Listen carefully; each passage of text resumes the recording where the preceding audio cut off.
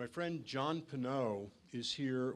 He takes one on and he just keeps coming back for more. And having done sex cases with him, I know and I can tell you that he really does an unbelievable job at them.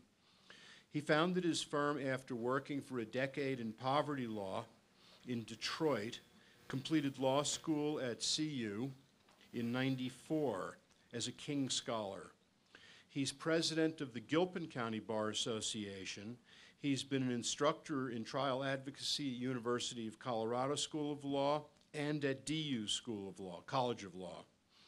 He's a fellow in the Colorado Bar Foundation, a member of the Register of Preeminent Lawyers, participates in professional legal associations including CBA, Boulder County Bar, CCDB, NACDL.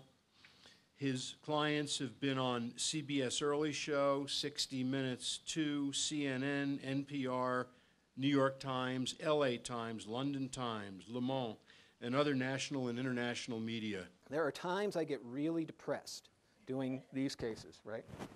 I'm sometimes depressed by what I perceive as kind of a coddling or accommodation of victims, no matter how unbelievable their story is. I mean, even in the Crucible, right?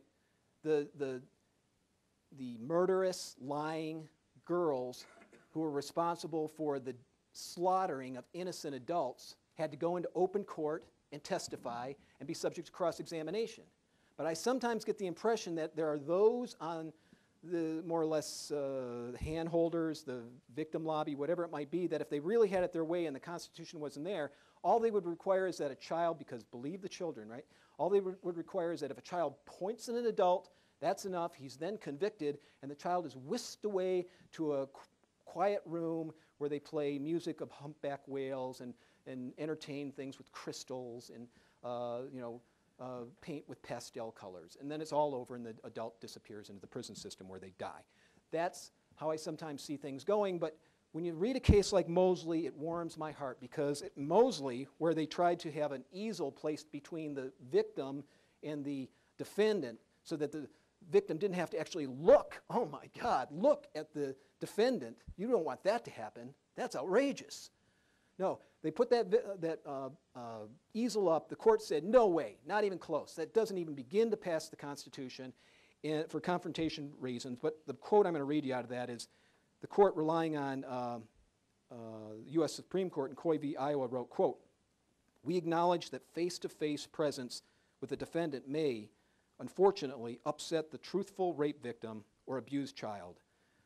But by the same token, it may confound and undo the false accuser or reveal the child coached by a malevolent adult. It is a truism that constitutional and statutory protections have costs." I mean, come on, man. You got something like that.